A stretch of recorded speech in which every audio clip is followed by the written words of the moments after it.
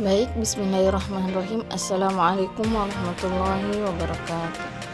Di sini saya akan mengambil materi tentang manajemen konflik dalam organisasi. Adapun poin pertama yang mengenai pengertian konflik dalam organisasi. Konflik dalam organisasi adalah perbedaan pendapat atau kepentingan yang terjadi antara individu atau kelompok dalam sebuah organisasi. Konflik dapat timbul karena perbedaan nilai, tujuan, dan kebutuhan. Adapun poin selanjutnya yang mengenai tentang jenis-jenis konflik dalam organisasi. Konflik yang pertama adalah konflik intrapersonal, terjadi dalam diri individu. Yang kedua, konflik interpersonal terjadi antara individu. Yang ketiga, konflik intragrup terjadi dalam satu kelompok. Yang terakhir, konflik intergrup terjadi antara kelompok dalam organisasi.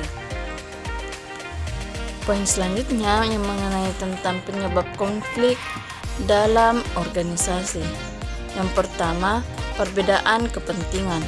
Yang kedua, perbedaan nilai dan keyakinan.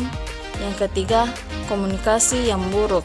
Yang keempat, ketergantungan antar tugas. Yang kelima, sumber daya yang terbatas.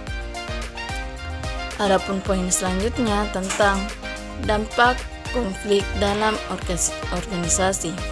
Dampak positifnya meningkatkan inovasi, kreativitas, dan pemecahan masalah. Dan adapun dampak negatifnya menurunkan produktivitas, meningkatkan stres, dan menciptakan lingkungan kerja yang tidak sehat. Adapun poin selanjutnya tentang tahapan konflik. Yang pertama, potensi konflik, kondisi yang memicu konflik, kesadaran konflik, pihak-pihak menyadari adanya konflik, reaksi konflik, pihak-pihak bereaksi terhadap konflik, penyelesaian konflik, upaya penyelesaian konflik, hasil konflik, dampak yang dihasilkan dari penyelesaian konflik. Adapun poin selanjutnya tentang strategi penyelesaian konflik. Yang pertama, kolaborasi, mencari solusi yang menguntungkan semua pihak. Yang kedua, kompromi, mencapai kesepakatan dengan pengorbanan dari kedua pihak. Yang ketiga, akomodasi, pengorbanan kepentingan sendiri demi pihak lain.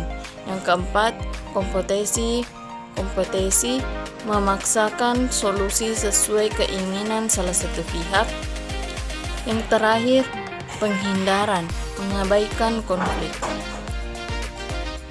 Adapun poin selanjutnya tentang manfaat manajemen konflik.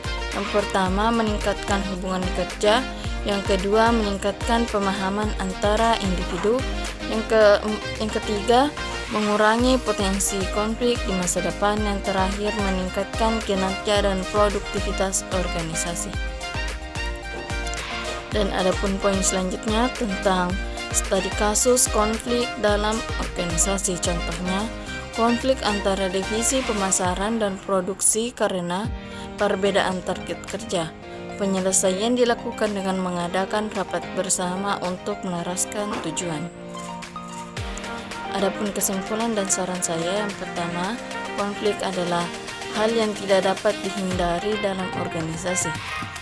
Manajemen konflik yang efektif dan membawa dampak positif bagi organisasi disarankan untuk menggunakan strategi penyelesaian konflik yang sesuai dengan situasi. Wabillahi taufiq wa sa'ada. Wassalamualaikum warahmatullahi wabarakatuh.